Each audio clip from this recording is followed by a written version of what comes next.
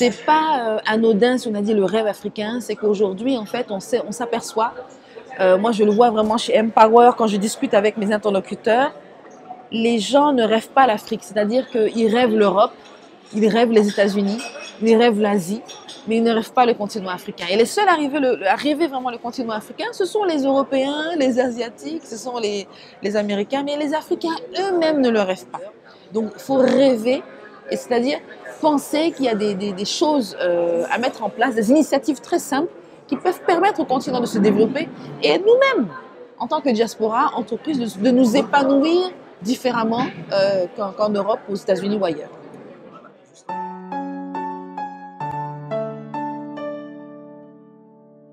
Et c'est effectivement le début, je dirais, d'une séquence africaine qui sera importante pour Business France. African Dream, c'est-à-dire le rêve africain. Dream comme un rêve éveillé qui guide notre action au quotidien et dont les présentes rencontres prolongent la concrétisation et surtout la réalisation.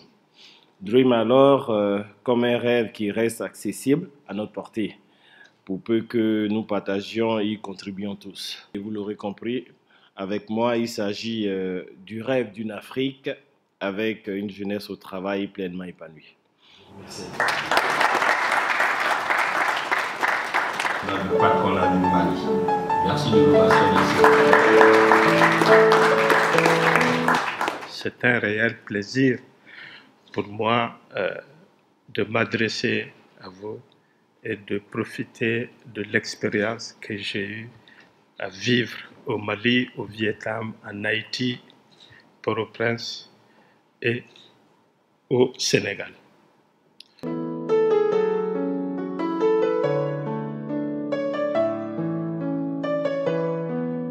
L'une de nos exigences, on ne voulait pas assez de théorie, on voulait des praticiens qui viennent parler de leur expérience, parler de leur vécu.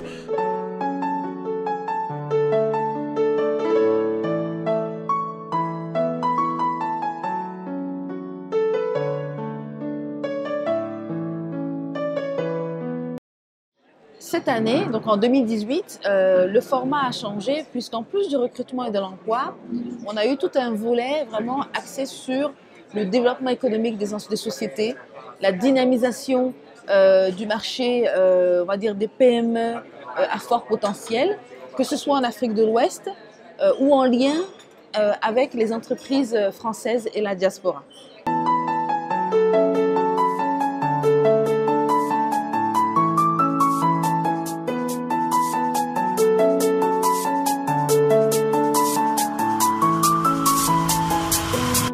African Dream, c'est un beau rêve pour l'Afrique.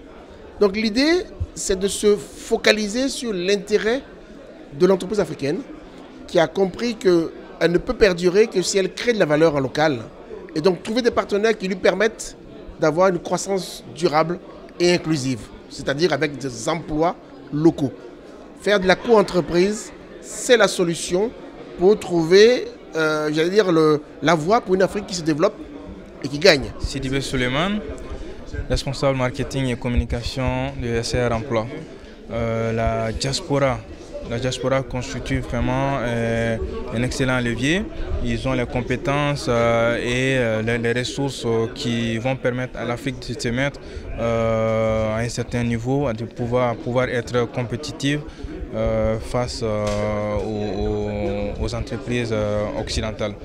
Voilà, donc ce sont ces talents que nous venons chercher ici et donc pouvoir les mettre à disposition des entreprises qui œuvrent en Afrique. C'est vrai que il me semble que c'est un temps fort quand même entre des acteurs économiques des pays de l'Afrique de l'Ouest et quelques entreprises de France. Je suis un peu étonné parce que je trouve qu'il n'y en a pas beaucoup depuis la France, mais je pense que ces points de rencontre-là sont importants pour pouvoir voir s'il peut y avoir des synergies et pour pouvoir aussi créer des relations originales et de même peut-être faire du business ensemble en Afrique ou en France parce qu'il faut voir, je pense, les relations économiques dans les deux sens. C'est après l'avènement du président Ouattara que nous avons commencé à travailler sur la question de la diaspora. il faut de la patience. Nous n'allons pas atteindre les mêmes résultats que les pays qui ont commencé le traitement des questions de leurs ressortissants établis à l'extérieur depuis 30 ou 40 ou 50 ans. Nous, on commence il y a à peine 4 ans et demi, et donc il y a de la marge pour la progression. L'État fait les efforts nécessaires. Nous allons continuer de faire ces efforts jusqu'à ce que nous ayons en place une politique de gestion des Ivoiriens de l'extérieur qui va avoir plusieurs volets, dont l'un des volets les plus imminents est la représentation des Ivoiriens de l'extérieur, mais un autre, c'est aussi la mise en place des mécanismes d'appui à l'investissement de la diaspora. Et je veux dire que ça, c'est presque un acquis. Donc il y a quand même une bonne évolution à travers toutes les consultations qui se font avec la diaspora. Nous avons un bon creuset de toutes leurs préoccupations et le début de traitement de ces préoccupations a bel et bien commencé. Nous sommes au beau milieu de cela. Je suis Bintou Diallo, je suis le directeur général de l'Agence de promotion des investissements du Burkina Faso. Moi, c'est une première participation pour moi, mais très réussie. Je pense que je reviendrai l'année prochaine, Inch'Allah. Ce que je veux dire, c'est que c'est une bonne plateforme d'échange, en tout cas pour la diaspora, les jeunes essentiellement. Ce type d'échange et de confrontation va permettre de mieux coacher les jeunes pour qu'ils aillent vers des emplois qui sont, avec leur formation, très adaptés. Tout à fait. 3 pays se sont associés à l'initiative, vraiment cette année. La Côte d'Ivoire, le Mali, le Burkina. L'année prochaine, on vise d'autres pays. Comme je vous l'ai dit, il y a le Sénégal, le Cameroun, la Guinée-Conakry. On vise vraiment ces 3 prochains pays pour vraiment travailler sur d'autres initiatives, d'autres sujets que nous venons d'aborder. Et je dois dire avoir appris beaucoup de choses dans cette matinée. On sent chez les Africains beaucoup de fourmillement, on sent chez eux aussi de l'enthousiasme et on sent chez eux, je dirais, beaucoup d'esprit d'entreprise. Et c'est pour moi, disons, non pas une découverte, mais en tout cas un heureux constat. Et moi je pense qu'il faut souhaiter la réussite des uns et des autres, parce que la réussite des l'un est la réussite de tous. Et puis il faut créer ce mérite, parce que moi je suis pour l'égalité des chances, que chacun partage avec un même point. Je suis pour le mérite, pour qu'on mette en avant ceux qui ont envie de créer, ceux qui ont envie d'entreprendre, réussir. Et surtout, il faut que les gens se parlent. Beaucoup aussi ne se parlent plus, n'échangent plus. Normalement, il faut mettre les gens comme ce matin, et c'est ça que je vais féliciter Fanta, autour de la table, pour que les gens puissent échanger de comment s'entraider. Et moi je pense que quand on s'entraide comme ça, on ressort de, voilà, beaucoup parlent souvent de richesse. Mais moi je trouve que la richesse qu'on a, c'est ce qu'on a fait aujourd'hui, parce on est riche des échanges des uns et des autres. Et un mot sur l'échec, parce que souvent certains disent on sait pas trop, on hésite, est-ce qu'on peut, on peut pas. Moi je dis aux gens, il faut tenter. Einstein disait le pire n'est pas réussir mais ne pas essayer. Alors moi je dis toujours à tous ceux qui veulent essayer, il faut essayer 1 fois, 2 fois, 3 fois, 4 fois, et au bout de la 4e fois, la réussite arrive après. Pour moi l'échec est un vecteur de réussite, donc à tous ceux qui nous écoutent, si vous avez des projets, tentez, innovez, créez, et même si vous vous tapez la tête contre les murs, même si vous essayez 1 fois, vous arriverez, parce que Bill Gates y est arrivé, parce que Mark Zuckerberg est arrivé, chacun peut y arriver. Ben, je pense que la dynamique aujourd'hui à Mi-African Dream est très importante, mais aussi cette vitrine permet surtout d'insister au niveau des États, comme je l'ai dit lors de la conférence, qu'il est important aujourd'hui de tenir en considération la 2e et la 3e génération de diaspora qui, malheureusement, n'ont pas le même lien filial que nous qui sommes nés en Afrique avec nos pays d'origine. Et le discours qui va être aujourd'hui adressé à cette 2e et 3e génération doit être complètement novatrice en disant, mais voilà, vous avez un potentiel, vous avez une expertise professionnelle, vous pouvez être et des investisseurs et des professionnels sur le continent. Mais dire aujourd'hui à cette 2e et 3e génération qu'il faut absolument rentrer en Afrique, mais ils sont pas nés en Afrique, ils n'ont pas eu le même lien avec le continent, donc les demander de rentrer en Afrique, c'est quelque part passer à côté des opportunités et de l'effort qu'ils peuvent apporter pour le développement du continent. Donc ce message-là, nous l'adressons aux États et nous demandons aussi aux États, il est temps de mettre en place une stratégie globale de séduction des investisseurs dans ce grand ensemble des investisseurs et un petit ensemble qui est la diaspora. Donc pas forcément séduire que la diaspora de son pays, mais parler à tout investisseur. Si vous mettez en place des environnements d'affaires cohérents, sains, vous mettez en place des mesures de fiscalité, des mesures douanières, bien sûr les investisseurs viendront et avec ces investisseurs, la diaspora. African Dream, cette plateforme est une formidable plateforme qui est la démonstration du dynamisme d'une équipe jeune. Et en tant que ministre de la Jeunesse, nous ne pouvions être en dehors dans l'accompagnement de cette initiative de jeunes de talent africains, ivoiriens spécifiquement. C'est un bilan positif qu'on peut que planter dans ça. On a vu comment ça s'est organisé. L'organisation était à un niveau très élevé, la participation aussi était très élevée. Et les thèmes retenus ont été très bien discutés. Donc déjà concrètement, nous ce qu'on va pouvoir mesurer dans les prochains jours, c'est déjà qui a pu contracter des contrats, enfin a pu signer des contrats, ou en tout cas qui a pu échanger concrètement sur des business possibles à faire en Afrique, sur le continent. Et deuxièmement, on va aussi mesurer combien de personnes ont été recrutées. Bolloré a fait des recrutements, enfin, en tout cas a reçu beaucoup de candidats, CI Énergie, Saer Emploi, le Benet. Donc combien de personnes concrètement ils ont pu rencontrer et combien de personnes ils vont pouvoir recruter. Ça va être un bilan à effectuer. Donc déjà on a vu, en tout cas on a senti un engouement quand même de la diaspora à venir rencontrer les entreprises qui ont fait le déplacement. Voilà ce que j'ai pu ressentir en tout cas lors de ces 2 jours.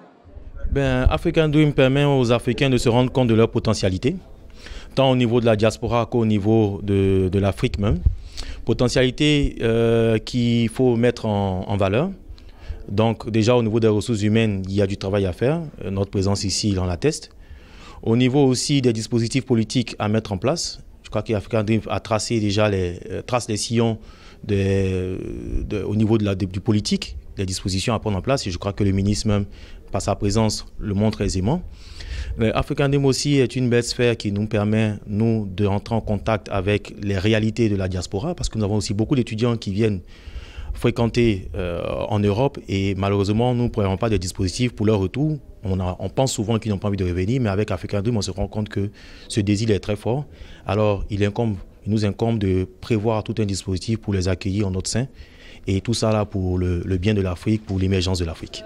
Je m'appelle Ewon Djeneba, je suis bientôt diplômée en ressources humaines. J'habite à Paris et je suis ivoiro-française. Comment ça s'est passé? C'est qu'en fait j'ai vu une annonce du Benet sur Facebook, comme quoi il allait avoir une session de recrutement pour un domaine qui ne me concernait pas forcément. Et en fait j'ai adressé un mail directement à la direction du Benet, comme quoi voilà, moi je ne me sens pas dans le profil qu'ils recherchaient. J'étais dans un autre profil et que du coup, comment est-ce que je pouvais les rencontrer puisqu'ils avaient dit qu'ils seraient là. Donc du coup, là en ce moment, ça s'est bien passé parce que je me suis fait quand même un bon carnet d'adresses et je peux dire que pour l'instant, ça va bien. Parce que je suis arrivée en fait pour une session de recrutement. Donc j'attends de voir le volet recrutement. Sinon, pour l'instant, tout ce qui a été dit au panel, c'était intéressant dans le sens où il y avait la possibilité pour nous, jeunes diplômés, de retourner. Donc après, c'était plus sur le volet entrepreneuriat. Mais bon, ça va. Okay, bonjour, je me nomme Soro Benladji, je suis le directeur des ressources humaines du BNET. Le BNET, c'est le Bureau national d'études techniques et de développement. C'est-à-dire que l'année dernière, nous étions déjà là et cela nous avait permis justement de faire grandir notre CVTech. Nous avons eu pas mal de contacts pour certains qui se sont concrétisés. Donc nous avons pu intégrer dans nos équipes un certain nombre d'ingénieurs et ça a été une expérience très intéressante que nous avons décidé donc de renouveler cette année.